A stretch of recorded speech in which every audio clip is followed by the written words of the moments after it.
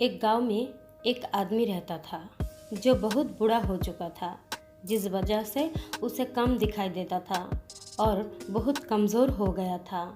इसलिए अपनी बची कुची ज़िंदगी अपने बेटे के साथ बिता सके, इसलिए शहर में रह रहे उसके बेटे के घर रहने चला गया। बेटा एक शहर के छोटे मकान में रहता था। मकान तो उसका छोटा था, लेकिन उसके अंदर जो चीज़ें थी वो महंगी थी। उस मकान में बेटा, उसकी पत्नी और उनका एक 5 साल का बच्चा, ये छोटा सा परिवार साथ मिलकर रहता था। बूढ़ा पिता के आने से उनके परिवार का एक सदस्य और बढ़ गया। ये पूरा परिवार रोज सुबह शाम डाइनिंग टेबल पर साथ में खाना खाया करता। बूढ़ा पिता अपनी कमजोरी के चलते हमेशा खाने की चीज़ें नीचे गिराता रहता और कई बार कांच के बर्तन भी टूट जाया करते थे।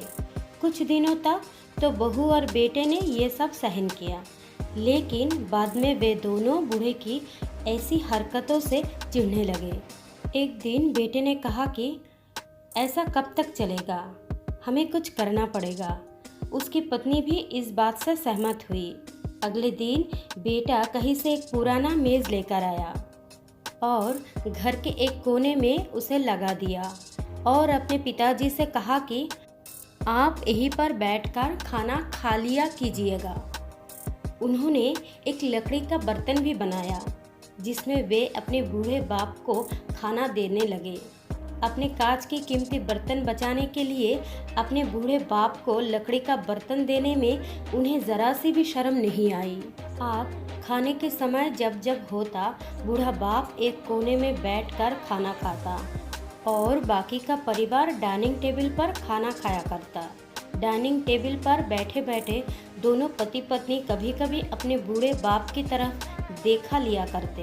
बूढ़े बाप की आंखों में उन्हें आंसू भी नजर आते, मगर उन पर जैसे कोई असर ही नहीं होता।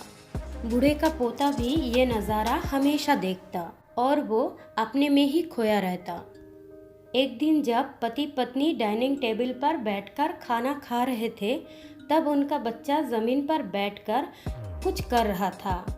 उन दोनों ने बच्चे के हाथों में लकड़ी का टुकड़ा देखा, लेकिन उन्हें कुछ समझ में नहीं आया कि बच्चा लकड़ी के टुकड़े के साथ क्या कर रहा है। जब बच्चे के पिता ने उसे पूछा कि बेटा आओ खाना खा लो, तुम नीचे बैठकर क्या कर रहे हो, तो बच्चे ने भोलापन से कहा, अरे मम्मी पापा, मैं आप दोनों के लिए लकड़ी का बर्तन बना रहा हूँ ताकि आप लोगों को जब आप बूढ़े हो जाओ तो दिनों में खाना दे सको।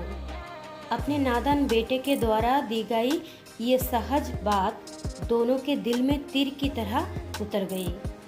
दोनों एक दूसरे का चेहरा निहारने लगे। बिना कुछ कहे ही दोनों की आंखों में पानी आ गया और उन्हें अपनी भविष्य की किताब अपने आप के सामने खुलती हुई नजर आई। उन्हें समझने में ज़्यादा देर नहीं लगी कि अब उन्हें आगे क्या करना पड़ेगा। अगले दिन कमरे के कोने से वो पुराना मेज़ हट गया और वह बूढ़ा पिता और बाकी का परिवार साथ में मिलकर खाना खाने लगे। बूढ़े की कमज़ोरी की वजह से हो रही गलतियां भी अब किसी को नहीं चिढ़ाती थी। दोस्तों, ये कहानी हमें बताती है, हर वो पत्ता जो आज हरे है वो कल सूखेगा और डाली से नीचे भी गिरेगा। इसलिए हमें बड़े बूढ़ों का हमेशा ख्याल रखना चाहिए और हमें हमारे माता पिता और बुज़ुर्गों के साथ वैसा ही व्यवहार करना चाहिए जैसा हम चाहते हैं कि हमारे बूढ़े होने के बाद हमारे बच्चे हमारे साथ करें।